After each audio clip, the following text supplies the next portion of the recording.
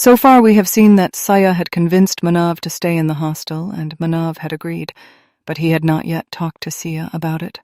Remembering the close moments they had shared, Siya was too nervous to face Manav. That's why she was making excuses to stay away from him. The whole day had passed, but Siya had not come out of her room. Each time she made some excuse and stayed in her room. It was dinner time, and this time too, using the excuse of studying, she had asked to have her food brought to her room. Manav was sitting alone at the dining table. The atmosphere around had become quite tense. All the servants were standing in a corner, scared. Manav, on the other hand, was staring with his red eyes at the seat where Siya usually sat, which was empty at that moment. Manav took a deep breath and abruptly got up from his place, heading straight to his study room. As soon as he left, all the servants let out a sigh of relief, as they understood well that he was in a very bad mood today, and no one wanted to be on the receiving end of his wrath. That's why everyone was avoiding going near him. As soon as Manav left, they quickly finished their work at a faster pace than usual and headed to the servants' quarters. Siya was still sitting in her room, but at that moment she was looking at something on her laptop. Her fingers were moving at full speed on the keyboard.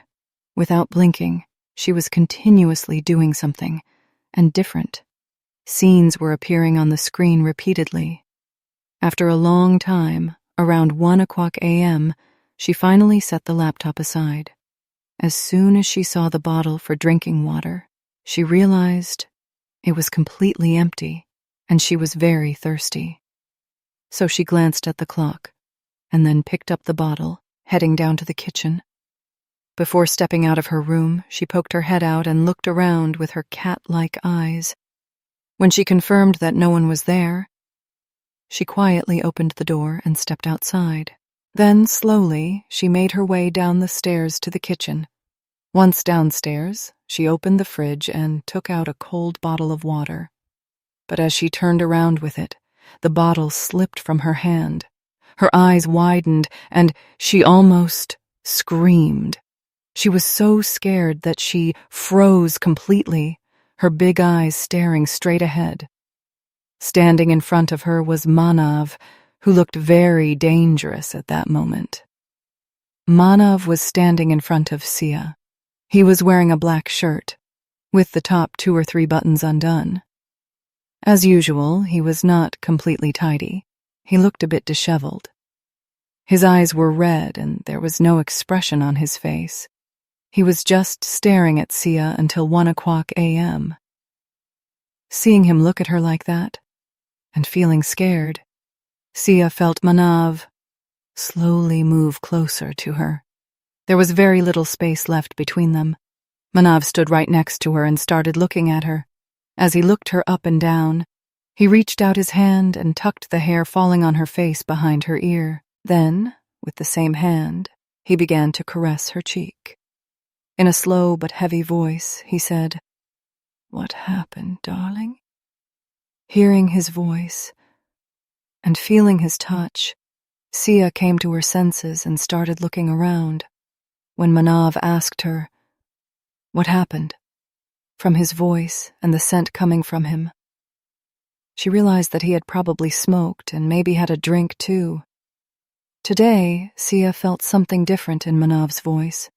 Avoiding his gaze, she looked around and said, "Nothing. I just came here to get some water." Saying this, she tried to slip past him. Then Manav placed a hand on her side, blocking her way. Siya placed her hand on the other side, blocking his way as well. At that moment, Siya found herself trapped between Manav's hands. Manav placed one hand on her cheek, and, while stroking her cheek with his thumb, looked into her eyes and said, "Why are you running away from me? Why aren't you looking into my eyes? Did something happen between us? Why are you creating this distance?" Hearing his questions, Siya first went blank, but then, her gaze wandering, she looked into Manav's eyes for a moment. But she couldn't hold the gaze for long and lowered her eyes, intertwining her fingers nervously, and said in a shaky voice, What are you saying? There's nothing like that. I was just a bit busy. I think you have misunderstood something. Now, I was starting to feel anxious and restless because being so close to Manav and his touch kept reminding me of those moments we had shared in the study room. And for some reason, thinking about it was creating a different kind of restlessness within me. My cheeks and nose were slowly turning red.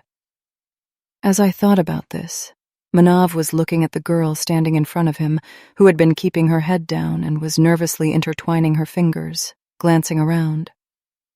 Seeing her like this, Manav held her chin and lifted her face. With that, Siya had to look into his eyes, even though she didn't want to. But all of this made her heart race. Manav stood close to her and said, Didn't you like it? Wasn't it good? Looking into his eyes, Siya hesitantly replied, What didn't I like? What wasn't good? She had realized what Manav was asking about. Still, she pretended to be unaware and asked. In response to her words, Manav leaned in closer to her ear and said, You don't know what I'm talking about. As he spoke, his lips brushed against Sia's cheeks. Siya closed her eyes and began to take deep breaths. Manav was still standing close to her, and his lips came near her ear again as he asked, Darling, I asked you something. Answer me. Saying this, he lightly bit her ear. As he did that, Sia's hands found their way to his chest, and taking deep breaths, she said, Grumpy, what are you doing? Please, don't do this. While saying please, she was almost panting. Manav brought his face close to hers, letting his breath touch her face. Answer me. Don't you like it when I come so close, touch your cheek and our closeness like this? Don't you like it? Tell me. Shah didn't know how to respond to his questions because all of this felt very different and new to her. She had never thought about such things before. But one thing she understood well was that Manav coming close to her, touching her, never felt wrong or made her uncomfortable.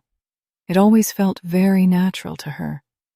But what all this was, why it was happening, she had no idea. That's why she couldn't express her feelings to him.